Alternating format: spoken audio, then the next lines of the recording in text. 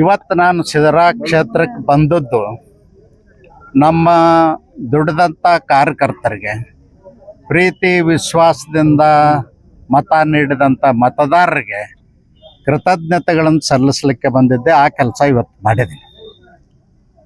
ಯಾವ ತರ ಯೋಜನೆಗಳು ಹಾಕೊಂಡಿದ್ದೀರಿ ಸರ್?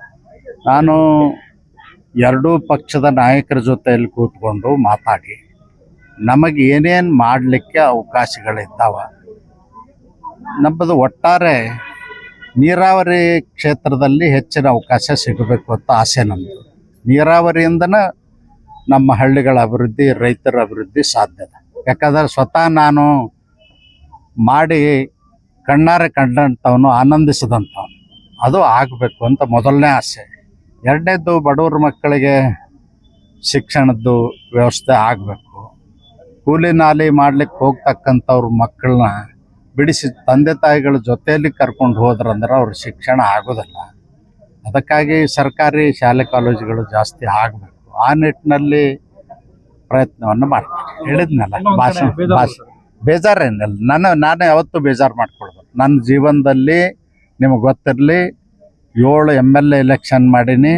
ಒಂದು ದಿನಾನು ನನಗೆ ಟಿಕೆಟ್ ಬೇಕಂತ ಹೋಗಿಲ್ಲ, ಅರ್ಜಿ ಕೊಟ್ಟಿಲ್ಲ. ನಾನು ಪಾರ್ಟಿಯವರೇ ನನಗೆ ಟಿಕೆಟು ಕೊಟ್ಟಾರ, ಸಹಾಯನೂ ಮಾಡಿದಾರ.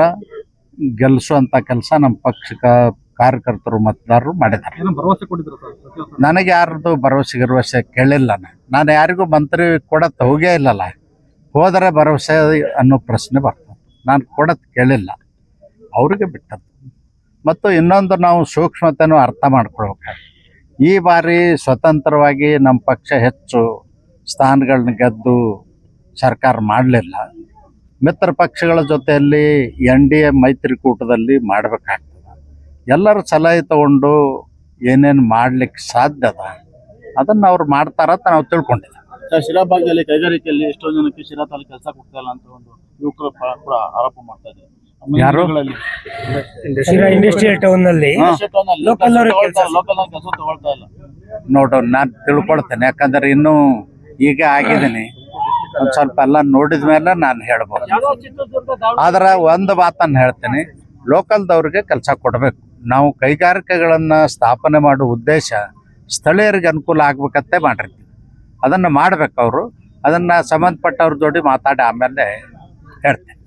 ಚಿತ್ರದುರ್ಗ ರೈಲ್ವೆ, ದಾವಣಗೆರೆ ರೈಲ್ವೆ ನಾನು ಮಾತಾಡಿದ್ನಲ್ಲ, ದಾವಣಗೆರೆ, ಚಿತ್ರದುರ್ಗ, ತುಮಕೂರು ರೈಲ್ ಲೈನ್ ಅದ. ಅದು ಮಂದಗತಿಯಲ್ಲಿ ಸಾಗಿದೆ ಅಂತ ಅರ್ಜಿನೂ ಕೊಟ್ಟರು. ಅದನ್ನು ಮಾಡೋದು ಎಲ್ಲ ಪ್ರಯತ್ನಗಳ ಮಾಡ್ತೀವಿ. ಇವತ್ತೇ ಸೋಮಣ್ಣವ್ರು ನಿನ್ನೆ ಬೆಂಗಳೂರಿನಲ್ಲಿ ಪ್ರೆಸ್ ಮೀಟ್ ಮಾಡಿ ಹೇಳಿದಾರೆ, ನಾವು ಮಾಡ್ತೀವಿ, ಫಸ್ಟ್ ಪ್ರಯಾರಿಟಿ ಕೊಡ್ತೀವಿ. 9 ಲೈನ್ಗಳ ಬಗ್ಗೆ ಮಾತಾಡಿದಾರೆ ಅವರು. ಕರ್ನಾಟಕದ್ದು ಖಂಡಿತವಾಗಿ ಮಾಡ್ತೀವಿ.